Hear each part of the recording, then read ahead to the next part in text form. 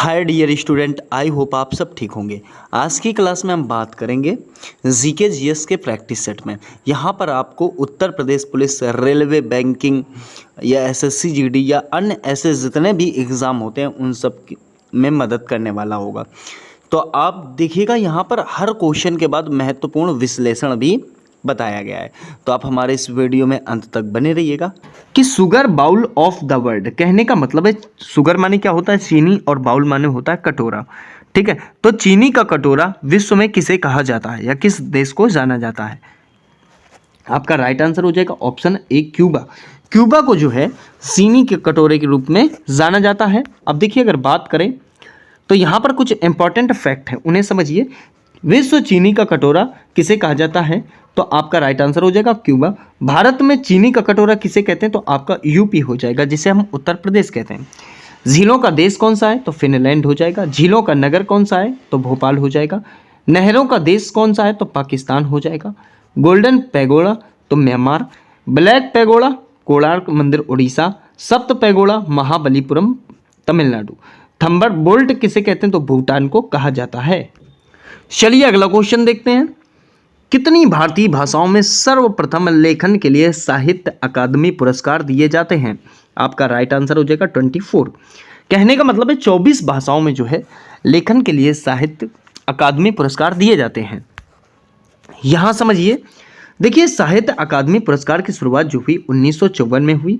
भारतीय संविधान की 8 अनुसूची में शामिल 22 भाषाएं जो हैं, ये आपको ध्यान रखना है। कौन सी? 8वीं अनुसूची में शामिल जो हैं 22 भाषाएं हैं। राजस्थानी भाषा और अंग्रेजी भाषा को जो है इसमें शामिल नहीं किया गया। ठीक है, देखिए, बात करें इंग्लिश जो है लैंग्वेज शामिल नहीं की गई है, लेकिन ये इंग्लिश का जो है भारत में बहुत बड़ा फैक्ट है। अगर हम बात करें तो जैसे अगर कोई केस हो जाता है, तो अगर कोर्ट में एक ऐसा व्यक्ति पहुंच जाता है जो पढ़ा लिखा नहीं है और सारी कार्रवाई वहाँ इंग्लिश में ही होनी है, तो मुझे तो लगता है ये कहीं तक गलत है। जब उसमें हमारी जो राष्ट्रीय भाषाएं हैं उनमें आपने इंग्लिश को शामिल नहीं किया, तो कोर्ट वगैरह में आप ऐसा क्यों करते हो? एक गांव का आदमी जो इंग्लिश लैंग्वेज जानता ही नहीं है, वो बेचारा अगर फंस जाता है तो बड़ी दिक्कत आ जाती है। उसे समझ में ही नहीं आता कि क्या क्या चल रहा है। मैटर हमारा है, बात दो ऐसे आदमी कर रहे हैं जिनकी लैंग्वेज हमारी है ही नहीं, तो ये बहुत बड़ी दिक्कत वाली बात है। चलिए क्या कर सकते हैं, देखिए, बात अगर करें तो मूल संविधान में कितनी भाषाएं हैं? तो 14 भाषाएं हैं। ठीक है, कौन कौन सी? हिंदी, संस्कृत, उर्दू, मराठी, उड़िया, पंजाबी, बांग्ला, गुजराती, कन्नड़, कश्मीरी, मलयालम, तमिल, तेलुगु, असमिया। ये जो लैंग्वेज हैं मूल संविधान की 14 जो है लैंग्वेज हैं। ठीक है, अब यहाँ पर कुछ फैक्ट हैं, उनको भी समझिए। और 21वां संविधान संशोधन 1967, 15वीं भाषा जोड़ी गई सिंधी। ठीक है, 71वां संविधान संशोधन 1992, 3 भाषाएं जोड़ी गई, नेपाली, मणिपुरी और आपका कोंकणी। ठीक है, ये 3 जो है लैंग्वेज जोड़ी गई। देखिए, 92वां संविधान संशोधन 2003, 4 नई भाषाएं जोड़ी गई। कौन कौन सी? बोडो, डोंगरी, मैथिली, संथाली। ये 4 जो है लैंग्वेज आपकी उसमें जोड़ी गई। ठीक है, चलिए आगे क्वेश्चन में देखिए, सुएज नहर किस किस को जोड़ती है? ठीक है, सुएज नहर किस किस को जोड़ती है? इसका जो राइट आंसर हो जाएगा वो भूमध्य सागर और आपका लाल सागर हो जाएगा। कहने का मतलब है जो सुएज नहर है भूमध्य सागर और लाल सागर को जोड़ने का कार्य करती है।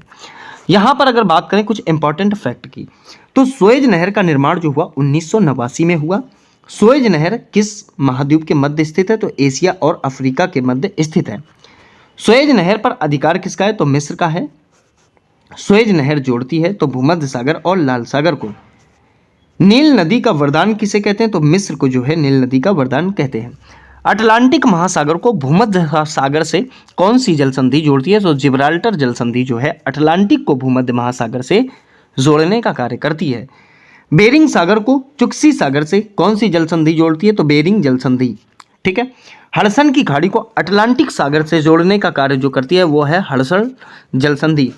पाक खाड़ी को बंगाल की खाड़ी से जो जोड़ने का कार्य करती है वो है पाक जल संधि। ठीक है, ये भी आपको ध्यान रखना है। देखिए अगला क्वेश्चन है, विश्व में कॉफी का सबसे बड़ा उत्पादक है? कौन है फ्रेंड्स? विश्व में सबसे बड़ा उत्पादक कॉफी का कौन सा देश है। तो इसका जो राइट आंसर हो जाएगा वो हो जाएगा ब्राजील। कहने का मतलब है ब्राजील जो है कॉफ़ी का उत्पादन भारी मात्रा में करता है। ठीक है, अब देखिए यहाँ पर इंपॉर्टेंट फैक्ट है आपके पास। विश्व में कॉफ़ी का सर्वाधिक उत्पादन कहाँ होता है? तो ब्राज़ील में। विश्व में सर्वाधिक गेहूं का उत्पादन कहाँ होता है? तो चीन में। विश्व में सर्वाधिक सोने का उत्पादन होता है चीन में। विश्व में सर्वाधिक दूध का उत्पादन होता है भारत में। विश्व में सर्वाधिक बॉक्साइट का उत्पादन ऑस्ट्रेलिया में होता है। ठीक है, विश्व में सर्वाधिक तांबे का उत्पादन जो होता है चिली में होता है। एक बात और याद रखेंगे, अभ्रक की अगर बात करें, अभ्रक की, तो अभ्रक में भी जो है भारत का स्थान जो है प्रथम है विश्व में। ठीक है, चल अगला क्वेश्चन है, देखिए आपके पास ग्रैमी पुरस्कार जो है किस क्षेत्र में दिया जाता है? कौन सा? ग्रैमी पुरस्कार किस क्षेत्र में दिया जाता है? तो याद रखना है ग्रैमी पुरस्कार जो है आपका संगीत के क्षेत्र में दिया जाता है। बात अगर पुरस्कारों की हुई है तो थोड़ी चर्चा करेंगे। क्या ग्रैमी पुरस्कार संगीत के लिए दिया जाता है? पुलित्जर पुरस्कार जो है आपका पत्रकारिता के लिए दिया जाता है। वीसी राय पुरस्कार जो है ये चिकित्सा के लिए दिया जाता है। वहीं अगर आगे बात करें तो संगीत दिवस कब मनाया जाता है? तो 24 जून आपका राइट आंसर हो जाएगा। विज्ञान दिवस की बात करें तो 28 फरवरी आपका राइट आंसर हो जाएगा। विश्व पृथ्वी दिवस 22 अप्रैल को जो है मनाया जाता है। जल दिवस 22 मार्च को मनाया जाता है। थल सेना दिवस 15 जनवरी को मनाया जाता है। वायु सेना दिवस 8 अक्टूबर को मनाया जाता है। नौ सेना दिवस जो है आपका 4 दिसंबर को मनाया जाता है। विश्व हिंदी दिवस 10 जनवरी को। राष्ट्रीय हिंदी दिवस 14 सितंबर को। शहीद दिवस 30 जनवरी को। शहीद दिवस जो है आपका 30 जनवरी को मनाया जाता है। देखिए अगर इन दोनों की डिटेल की बात करूं, किसकी? इस शहीद दिवस और इस शहीद दिवस। आप ये सोच रहे होंगे कि दोनों जगह शहीद दिवस है, तो देखिए पहले अगर 30 जनवरी की बात करूं, इसे शहीद दिवस क्यों बोला जाता है? देखिए 30 जनवरी एक ऐसा दिन था जब सुबह 5:17 में गांधी जी की हत्या जो है गोडसे ने कर दी थी, इसीलिए उसे जो है गांधी जी की पुण्यतिथि की वजह से जो है हम उसे शहीद दिवस बोलते हैं। ठीक है, वहीं अगर इस शहीद दिवस की बात करें तो देखिए ये तो हर युवा के लिए एक बहुत बड़ा चोट का दिन है। एक चुटानी थोड़ा शहीद दिवस में भले ही किसी को रिलैक्स मिलता हो, लेकिन जो है शहीद दिवस ये तो बहुत ही खतरनाक दिन रहा हमारी भारतीयों के लिए। ठीक है, 23 मार्च को क्या होता है? भगत सिंह, सुखदेव, राजगुरु जो है इनको बेचारों को फांसी मिल जाती है। हालांकि 23 मार्च जो है 23 मार्च ध्यान रखना, 23 मार्च का दिन जो है बहुत ही भयानक दिन था, मैंने आपको बताया। यहाँ एक बात ध्यान रखना है कि 23 मार्च को ही विश्व मौसम विज्ञान दिवस भी सेलिब्रेट किया जाता है। ठीक है, तो इसकी वजह से वो हम सेलिब्रेट नहीं कर पाते। चलिए आगे बात करेंगे। आइए देखिए अगला क्वेश्चन क्या कहना चाह रहा है आपसे। कह रहा है कि भाई विश्व का सबसे ऊंचा ज्वालामुखी पर्वत कोटोपैक्सी कहाँ पर स्थित है? इसका जो राइट आंसर हो जाएगा वो हो जाएगा इक्वाडोर। कहने का मतलब है इक्वाडोर में स्थित है। ऑप्शन आपका जो है सी सही हो जाएगा। ठीक है, चलिए अब देखिए इसके फैक्ट। फ्यूजियामा ज्वालामुखी कहाँ है? तो जापान में। ठीक है, माउंट एरबस ज्वालामुखी कहाँ है? तो ये आपका अंटार्कटिका में है। बैरन द्वीप में जो अगर बात करें, बैरन द्वीप जो है वो कहाँ है? तो अंडमान निकोबार में। नरकोंडम ज्वालामुखी ये आपका अंडमान निकोबार में। कटमई ज्वालामुखी अलास्का में। स्ट्राम्बोली जो एग्जाम की दृष्टि से बहुत इंपॉर्टेंट रहता है, लेपारी द्वीप भूमध्य सागर में स्थित है। किलिमंजारो जो है ज्वालामुखी ये तंजानिया में है। माउंट पोपा ज्वालामुखी वर्मा में है। आगे देखिए कुछ इंपॉर्टेंट और भी हैं। कोटोपैक्सी ज्वालामुखी इक्वाडोर में है। सिम्बिरोजो जो है आपका ये आपका इक्वाडोर में है। मौना लोआ ज्वालामुखी ये आपका हवाई द्वीप अमेरिका में है। किलायू ज्वालामुखी ये भी एग्जाम में बहुत पूछा जाता है। सबसे खतरनाक जो है जिंदा ज्वालामुखियों में एक है। कहने का मतलब है सुसुप्त ज्वालामुखी। ठीक है, एकांका गुहा की अगर बात करें, एकांका गुहा ज्वालामुखी एंडीज सिली में। और यहीं पर फ्रेंड्स एक बात आपको ध्यान रखने की, एक अटाकामा मरुस्थल भी है जो बहुत ही ज़्यादा खतरनाक मरुस्थल है। उसमें नाइट्रस के भंडार पाए जाते हैं, जिसकी वजह से वहाँ पर बारिश नहीं होती। क्योंकि बारिश ना होने का कारण ये वो इतने गर्म है कि वहाँ पर जो है आपका कहते हैं कि मतलब बादल नहीं बन पाते, वाष्प नहीं बन पाता। ठीक है, चलिए आगे देखेंगे। देखिए संयुक्त राष्ट्र की नवीनतम राजभाषा कौन सी है? आपके पास ऑप्शन है, इसका जो राइट आंसर हो जाएगा वो हो जाएगा अरबी। अब अगर बात करें कि संयुक्त राष्ट्र भाषा की जो नवीनतम भाषा है वो तो अरबी है, लेकिन इसमें लैंग्वेज कितनी है तो इसे भी समझेंगे थोड़ा सा। देखिए अगर बात करें तो यहाँ पर गौर कीजिएगा, गौर करेंगे कि जो है यूएनओ की जो राजभाषाएं हैं उन सब पे चर्चा करूँ तो चीनी हो गई, फ्रेंच हो गई, इंग्लिश हो गई, रूसी हो गई, स्पेनिश हो गई और आपकी अरबी हो गई। तो ये लैंग्वेज जो है आपकी 6 लैंग्वेज जो है बहुत ही इंपॉर्टेंट लैंग्वेज में से एक है। चलिए देखिए अगला क्वेश्चन आ चुका है आपके पास, और क्वेश्चन क्या कहना चाहता है इसमें ध्यान दीजिएगा। क्वेश्चन कह रहा है कि भाई ऐसा निम्नलिखित में कौन सा युग्म जो है वो सही है। देखिए 49वां जो है समांतर 49वीं जो रेखा है आपकी वो संयुक्त राज्य अमेरिका और कनाडा के बीच है, तो ये बात ठीक है, यही वाली जो है पहली सही हो जाएगी, हमें अन्य पढ़ने की आवश्यकता नहीं है। 49वीं समांतर रेखा जो है ये आपकी संयुक्त राज्य अमेरिका तथा कनाडा के बीच है। अब अगर बात करें यहाँ पर रेखाओं की तो इसके फैक्ट समझिएगा। यहाँ पर देखिए अगर बात करें 49वीं तो हमने वहाँ पर देख ली है, तो मैकमोहन रेखा भारत और चीन के मध्य है, ठीक है, किसके मध्य, भारत और चीन के मध्य है। रेड क्लिफ रेखा जो है भारत और पाकिस्तान के मध्य है, ठीक है। डूरंड रेखा पाकिस्तान और अफगानिस्तान के जो है मध्य है। हिंडनबर्ग रेखा जर्मन और पोलैंड के मध्य है। 48वीं समांतर रेखा उत्तर कोरिया और दक्षिण कोरिया के मध्य है। मैगीनॉट रेखा जो है जर्मनी और फ्रांस के मध्य है। 49वीं समांतर रेखा जो है अमेरिका और कनाडा के मध्य में। इसमें यूपी के पुलिस के एग्जाम में यहाँ से एक क्वेश्चन जरूर उठाया जाएगा, ठीक है। चलिए कुछ और है उन्हें भी देख लेते हैं।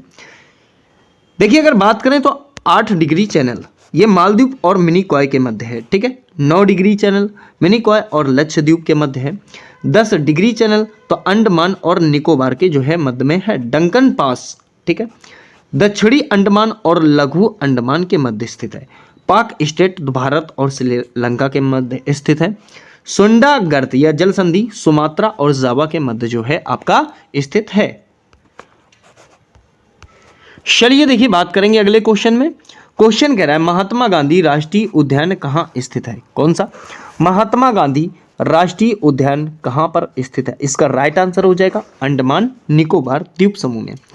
तो जो महात्मा गांधी राष्ट्रीय उद्यान है वो अंडमान निकोबार द्वीप समूह में स्थित है। अब इसके कुछ फैक्ट हैं उन्हें भी हम यहाँ पर बढ़िया तरीके से समझते हैं। देखिए यहाँ पर महात्मा गांधी राष्ट्रीय उद्यान की अगर बात करें तो अंडमान निकोबार में है, ये मैंने आपको पहले ही बता दिया है। अब एक बात ध्यान दीजिए, राजाजी राष्ट्रीय उद्यान की बात करें तो ये उत्तराखंड में है। जिम कॉर्बेट राष्ट्रीय उद्यान उत्तराखंड में है, ये सबसे प्राचीन जो है राष्ट्रीय उद्यान है। जिम कॉर्बेट जो है इसका पूरा नाम है, और जिम कॉर्बेट को पहले हेली के नाम से जाना जाता था, ठीक है। बाद में इसका नाम बदलकर कॉर्बेट राष्ट्रीय उद्यान रख दिया गया। मानस राष्ट्रीय उद्यान यह आपका असम में है। काजीरंगा राष्ट्रीय उद्यान आपका असम में है। दुधवा राष्ट्रीय उद्यान आपका उत्तर प्रदेश में है। वहीं कान्हा किसली राष्ट्रीय उद्यान की बात करें तो मध्य प्रदेश में। बांधवगढ़ राष्ट्रीय उद्यान यह आपका मध्य प्रदेश में है। संजय राष्ट्रीय उद्यान आपका मध्य प्रदेश में पड़ता है। माधव राष्ट्रीय उद्यान आपका मध्य प्रदेश में पड़ता है। सरिस्का राष्ट्रीय उद्यान की बात करें तो यह आपका जो है राजस्थान में पड़ता है। चलिए अगला क्वेश्चन देखते हैं। अगला क्वेश्चन, विश्व व्यापार संगठन का मुख्यालय कहाँ स्थित है। किसका, तो विश्व व्यापार संगठन का जो है मुख्यालय कहाँ स्थित है। इसका राइट आंसर हो जाएगा आपके जेनेवा में। जेनेवा जो है आपके स्विट्जरलैंड में पड़ता है। अब अगर बात करें इसके इंपॉर्टेंट फैक्ट की तो यहाँ पर गौर कीजिएगा। देखिए संयुक्त राष्ट्र संघ का जो मुख्यालय है वो न्यूयॉर्क अमेरिका में स्थित है। विश्व बैंक का मुख्यालय वॉशिंगटन डीसी अमेरिका में स्थित है। अंतर्राष्ट्रीय मुद्रा कोष का मुख्यालय जो है आपका वॉशिंगटन डीसी जो है आपका अमेरिका में स्थित है। अंतर्राष्ट्रीय परमाणु ऊर्जा एजेंसी का मुख्यालय जो है आपका वियना ऑस्ट्रिया में स्थित है। ओपेक का मुख्यालय जो है आपका वियना ऑस्ट्रिया में स्थित है। यूनेस्को का मुख्यालय जो है आपका पेरिस फ्रांस में स्थित है। एशियाई विकास बैंक का जो मुख्यालय है ये आपका मनीला फिलीपींस में स्थित है। विश्व व्यापार संगठन का मुख्यालय जो है आपका जेनेवा में स्थित है, जो आपके स्विट्जरलैंड के अंतर्गत आता है। चलिए अगला क्वेश्चन आ चुका है आपके पास। सुरक्षा परिषद में स्थायी सदस्यों की संख्या कितनी है।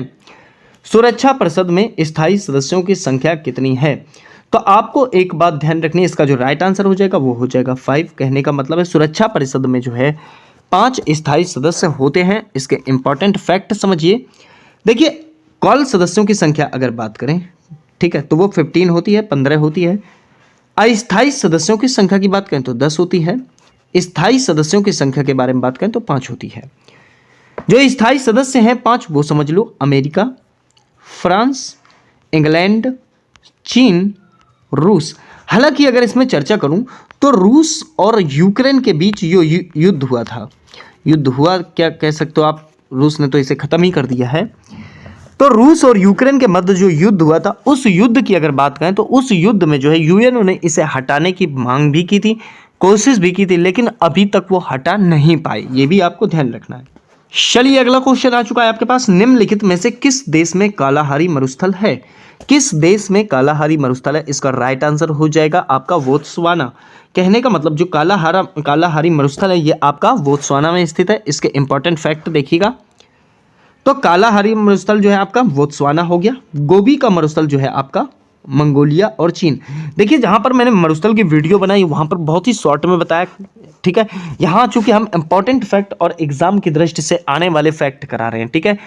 तो आप यहाँ समझिए, देखिए पेटागोनिया रेगिस्तान जो है ये आपका अर्जेंटीना में है, ठीक है। कहाँ है आपका? अर्जेंटीना में है, स्थित है।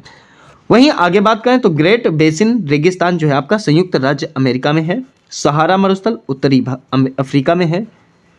थार का मरुस्थल जो है आपका भारत में है, ठीक है। टकलामाकान जो मरुस्थल है ये आपका चीन के अंतर्गत है। डेथ वैली मरुस्थल कई बार एग्जाम में पूछा गया है, एग्जाम की दृष्टि से बेहद इंपॉर्टेंट है। ये आपका पूर्वी कैलिफोर्निया में है। अटाकामा मरुस्थल की बात करें तो ये आपका चिली में है, ठीक है। चलिए अगला क्वेश्चन आप देख पा रहे हैं आपके पास आ चुका है। मिस यूनिवर्स खिताब जीतने वाली पहली भारतीय कौन थी? ठीक है, महिलाओं के बारे में पूछा गया है कि पहली भारतीय महिला कौन थी। इसका जो राइट आंसर हो जाएगा वो हो जाएगा ऑप्शन डी, सुष्मिता सेन। कहने का मतलब है मिस यूनिवर्स खिताब जीतने वाली पहली भारतीय महिला कौन थी? तो सुष्मिता सेन थी। वहीं इसके कुछ इंपॉर्टेंट फैक्ट की बात करें तो देखिए अभी तक 3 भारतीयों को मिस यूनिवर्स का खिताब जो है मिल चुका है।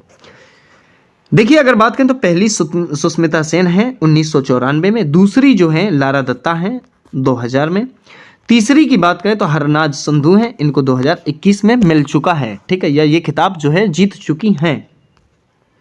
चलिए अगला क्वेश्चन है। अगला क्वेश्चन क्या कह रहा है आपसे? कहना चाह रहा है कि निम्न में से किसे लैंड ऑफ 1000 लेक्स कहा जाता है? किसे लैंड ऑफ 1000 लेक्स कहा जाता है? इसका जो राइट आंसर हो जाएगा वो हो जाएगा फिनलैंड, ठीक है। ऑप्शन आपका डी वाला ठीक हो जाएगा। देखिए अगला क्वेश्चन है, अरुंधति राय को निम्नलिखित में से कौन सा अंतरराष्ट्रीय पुरस्कार जो है दिया गया है या मतलब मिल चुका है? तो इसका जो राइट आंसर हो जाएगा वो हो जाएगा मैन बुकर पुरस्कार। बात अगर करें मैन बुकर पुरस्कार की तो इसके इंपॉर्टेंट फैक्ट हैं। मैन बुकर पुरस्कार जो है प्राप्त करने वाली प्रथम भारतीय जो थी अरुंधति राय, अर्थात the God of small things उपन्यास भी इन्हीं का है। बुकर इंटरनेशनल पुरस्कार की स्थापना जो हुई वो 2005 में हुई, 2022 में दिया गया। पतंजलि श्री जो है ये रेत समाधि की एक रचना पर दिया गया था, ठीक है। आइए देखिए अगला क्वेश्चन आ चुका है आपके पास। निम्नलिखित में से कौन सी नदी मकर रेखा को 2 बार काटती है या 2 बार उससे होकर गुजरती है? इसका जो राइट आंसर हो जाएगा वो हो जाएगा ऑप्शन बी। कहने का मतलब है लिम्पोपो नदी जो है मकर रेखा को 2 बार काटने का कार्य करती है। वहीं बात करें तो देखिए कर्क रेखा को 2 बार कौन काटती है? देखिए मकर को तो लिम्पोपो मैंने बता दिया, कर्क रेखा को 2 बार जो है कौन सी नदी काटती है? तो माही नदी जो है कर्क रेखा को 2 बार काटती है। भूमध्य रेखा को 2 बार कौन सी काटती है? तो कांगो नदी, ठीक है। मकर रेखा को 2 बार लिम्पोपो नदी काटती है। कर्क रेखा विश्व के कितने देशों से गुजरती है? तो आपको ध्यान रखना 18 देश। कर्क रेखा भारत के कितने राज्यों से होकर गुजरती है? तो 8 राज्यों से होकर गुजरती है। कर्क रेखा भारत को 2 बराबर भागों में बांटती है, ठीक है। कर्क रेखा मध्य प्रदेश के कितने जिलों से गुजरती है? तो 14 जिलों से गुजरती है। चलिए अगला फैक्ट देखते हैं। तो कर्क रेखा मध्य प्रदेश के कितने संभाग से होकर जाती है? तो 5 संभाग से, ठीक है। कर्क रेखा पर सूर्य किस दिन चमकता है? तो 21 जून को जो है कर्क रेखा पर सूर्य चमकता है।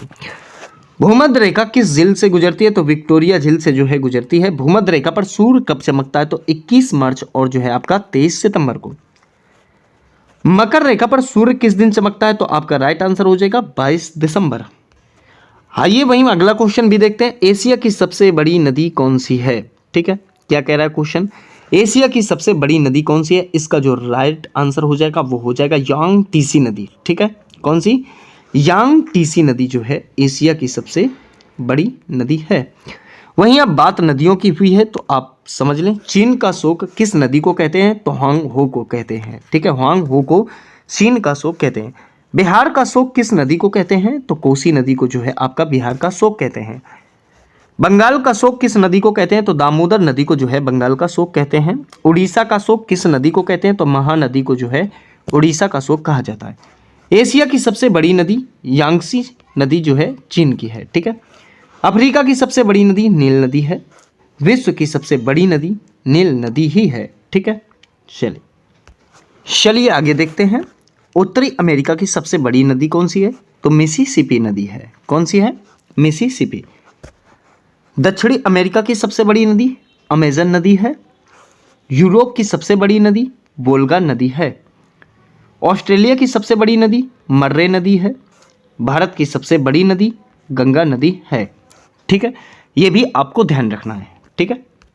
अगला क्वेश्चन है, दादा साहब फाल्के पुरस्कार सर्वप्रथम किसे मिला?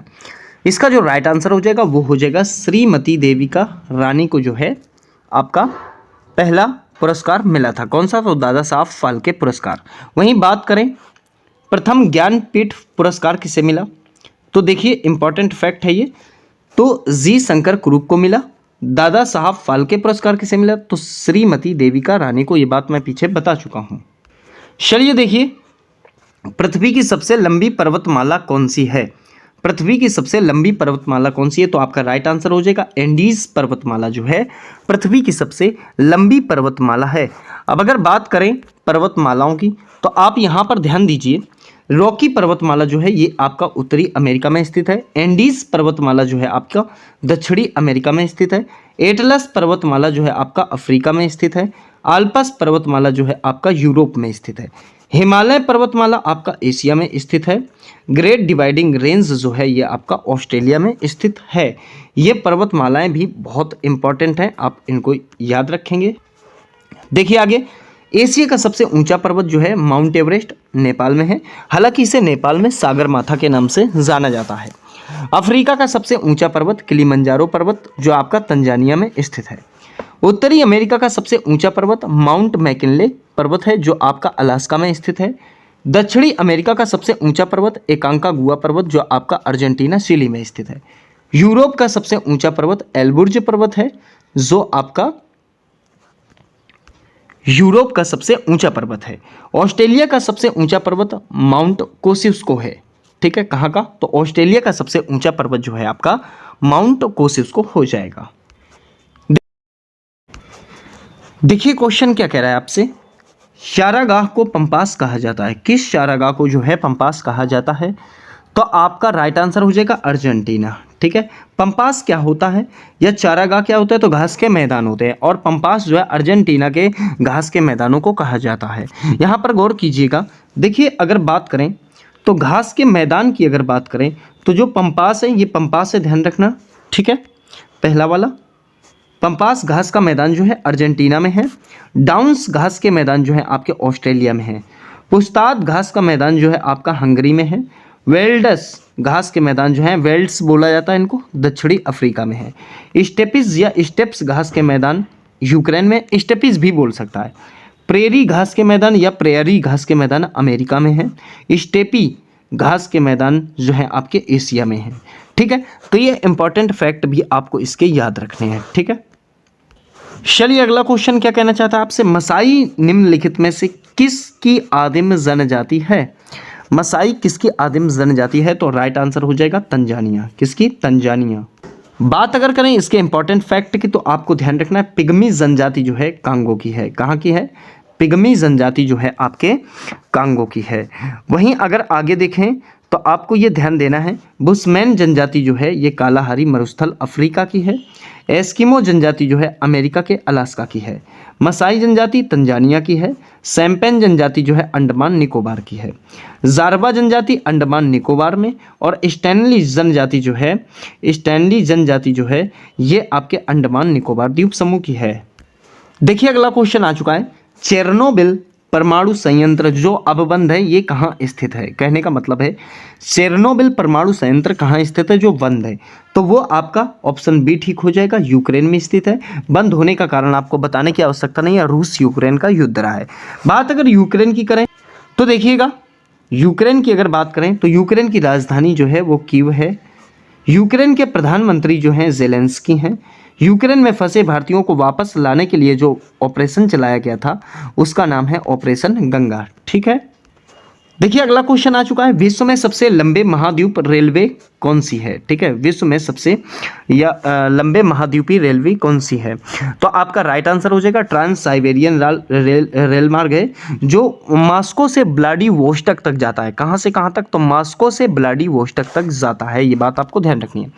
वहीं बात करें तो विश्व की प्रथम ट्रेन कब चली, तो 27 सितंबर 1825 को आर्कटन से डॉर्लिंगटन इंग्लैंड में चली थी। ठीक है, किसकी, तो विश्व की। ठीक है, भारत की प्रथम ट्रेन कब चली, तो 16 अप्रैल से 1853। ठीक है, 1853 है ये, तो 16 अप्रैल 1853।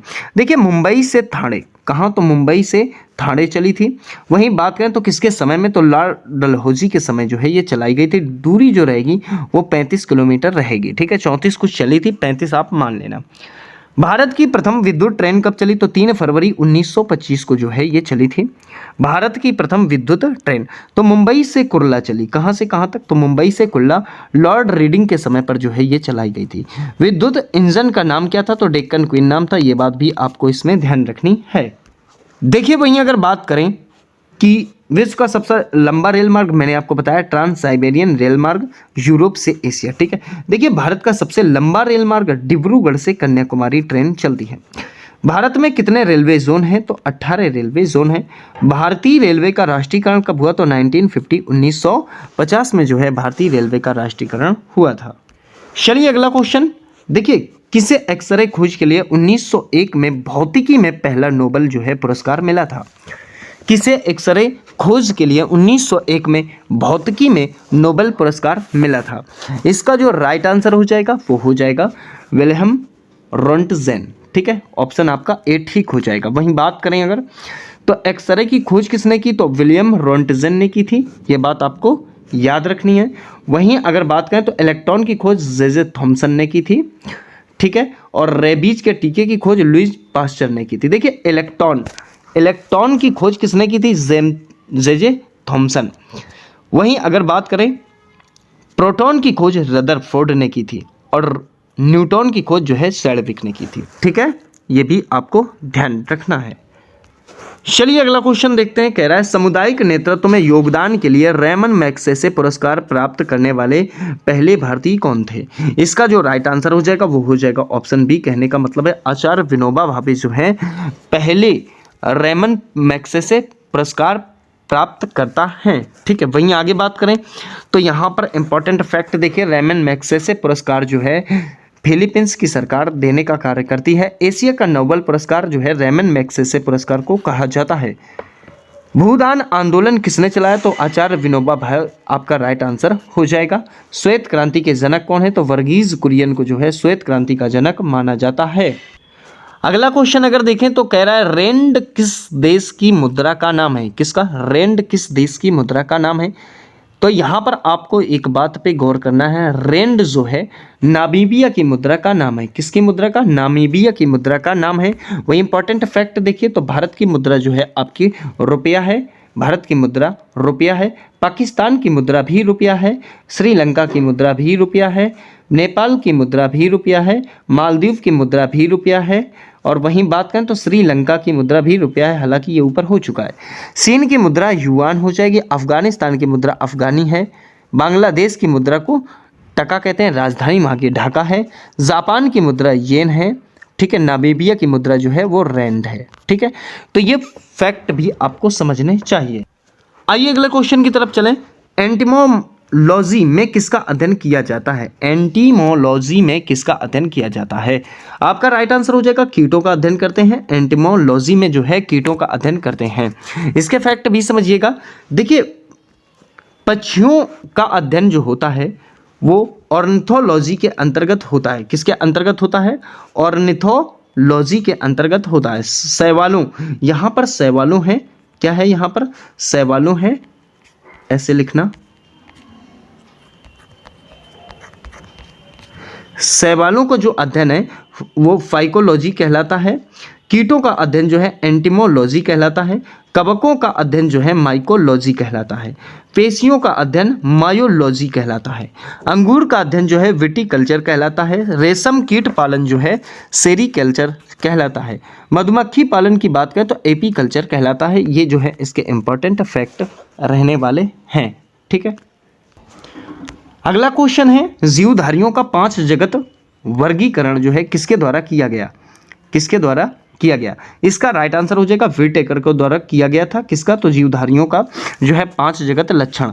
आगे अगर बात करें तो यहाँ पर देखिए द्विनामकरण पद्धति के जनक कौन है? तो कैरोलस लिनियस हो जाएंगे। कोशिका के जनक रॉबर्ट हुक हो जाएंगे। जीवित कोशिका की खोज किसने की? तो ल्यूवेनहॉक ने की थी। कोशिका सिद्धांत किसने दिया? तो स्लाइडन और स्वान ने जो है कोशिका का सिद्धांत दिया था। माइटोकॉन्ड्रिया की खोज रॉबर्ट ब्राउन ने की थी। वनस्पति विज्ञान के पिता कौन है? तो थियोफ्रेस्टस हैं। जंतु विज्ञान के पिता कौन है? तो अरस्तु हैं। ये भी आपको ध्यान रखना है, ये बायोलॉजी की तरफ से इंपॉर्टेंट फैक्ट हैं। वहीं अगर बात करें कि कोशिका भित्ति केवल पाई जाती है तो पादपों में ही पाई जाती है। कोशिका भित्ति किसकी बनी होती है? तो सेल्यूलोज की बनी होती है। कोशिका झिल्ली पाई जाती है तो पादप एवं जंतु में जो है पाई जाती है। कोशिका झिल्ली बनी होती है तो वसा एवं प्रोटीन से बनी होती है। हरित लवक किसमें पाया जाता है? तो पौधों में जो है आपका हरित लवक पाया जाता है। हरित लवक के द्वारा पौधों में क्रिया जो है संपन्न होती है, तो प्रकाश संश्लेषण की क्रिया जो है संपन्न होती है। तारक काय अर्थात सेंट्रोसोम का क्या कार्य होता है? तो कोशिका का विभाजन करना जो है सेंट्रोसोम का कार्य होता है। चलिए अगला क्वेश्चन देख लेते हैं, बायोलॉजी का ही है। माइटोकॉन्ड्रिया के संबंध में कौन सा कथन जो है आपका सत्य है? किसके? माइटोकॉन्ड्रिया के संबंध में कौन सा कथन आपका सत्य है? तो यहाँ पर इसका जो राइट आंसर हो जाएगा, देखिए इसमें प्रोटॉन की फैक्ट्री कहते हैं, बिल्कुल गलत बात है। यह कोशिका का श्वसन अंग है, ये वाला ठीक हो जाएगा। इसकी खोज जो है अल्टमैन ने की, ये वाला भी ठीक हो जाएगा। ठीक है, तो इसका मतलब है जो आपका राइट आंसर हो जाएगा, जो आपका राइट आंसर हो जाएगा वो बी एवं सी दोनों हो जाएगा। ऑप्शन आपका डी वाला ठीक हो जाएगा। अब इसके फैक्ट देख लेते हैं। देखिए कोशिका का पावर हाउस जो है माइटोकॉन्ड्रिया को कहते हैं। कोशिका की प्रोटीन की फैक्ट्री जो है राइबोसोम को कहते हैं। ठीक है, कोशिका की सफाई कर्मचारी किसे कहते हैं? तो लाइसोसोम को कहते हैं। कोशिका की आत्महत्या की थैली भी लाइसोसोम को कहते हैं। कोशिका का यातायात प्रबंधक कहते हैं तो गोल्जी काय को। कोशिका का मैनेजर किसे कहते हैं? तो केंद्रक को जो है कोशिका का मैनेजर कहा जाता है। ये भी आपको ध्यान रखना है।